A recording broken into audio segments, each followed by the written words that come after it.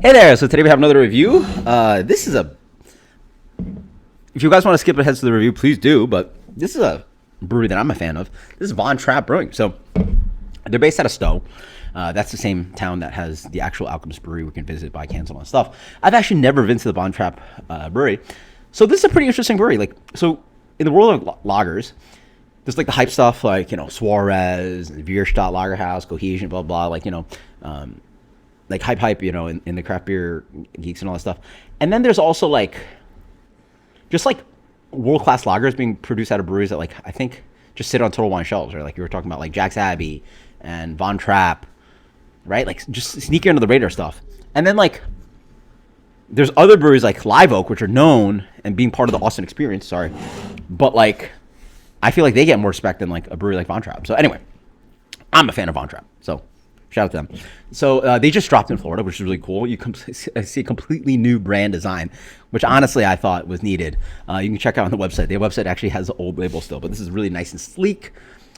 Despite being dropped here like a couple months ago, a month or two ago, I can't seem to consistently find it. So I guess they dropped it. It's very thin, but anyway, today I was able to find a bunch of the beers, a few of the beers. So this is Vienna Lager. So this is their Vienna.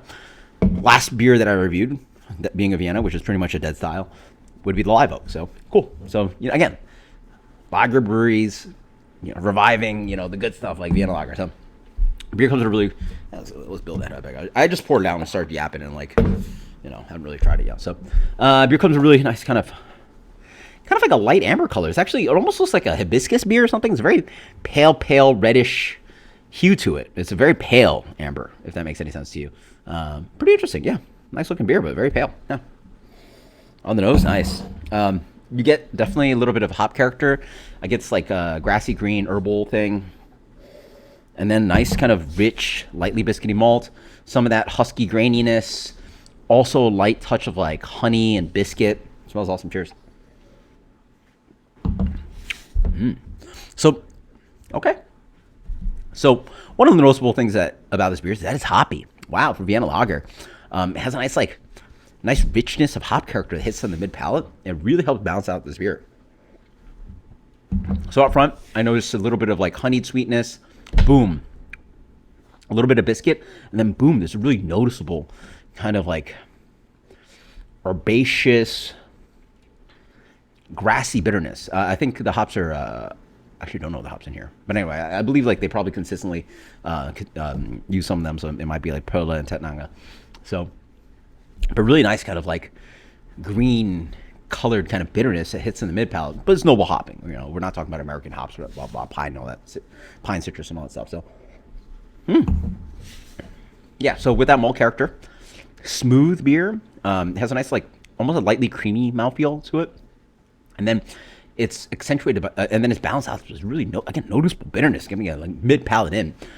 This almost drinks like if they made such thing as an amber pilsner. This is pretty much the closest thing I can imagine it tasting like. So, amber pilsner. There you go. They call it Vienna, but it is quite hoppy. Full blind. I think a lot of people guess this was some kind of pilsner. Honestly, with a little bit of that malt character, it almost comes off a little bit like a Czech lager because those beers have a little bit more color to them, a little bit more malt character, and they're quite hoppy as well. So it comes off almost like a Czech lager. Interesting. But yeah, really nice. The noticeable thing is that despite the color, it's really not that quote unquote ambery in its character. A lot of American examples of things that are quote unquote amber, Oktoberfest, can be really accentuated by darker malts and really push this kind of bready, caramelly, sticky kind of malt richness. Here it's actually quite lean, and so you get a light biscuit, light honey, and then it moves on to this noticeable bitterness and beautiful mouthfeel on this. Crisp as well, and then nice balancing character. Again, the hoppiness, honestly, for some, I think is too much and probably out of style. Out of BJCP. It's probably too hoppy for BJCP. Oh, dumb refreshing. And there's that really beautiful craft lager note that you get right in the middle. And I guess it's just a Pilsner malt, it's the Vitamin Pils or whatever they're using. It has that really nice kind of cracked grain purity of malt, versus a macro, adjuncted lager. It just has maltiness to it, and it's good flavor without being heavy.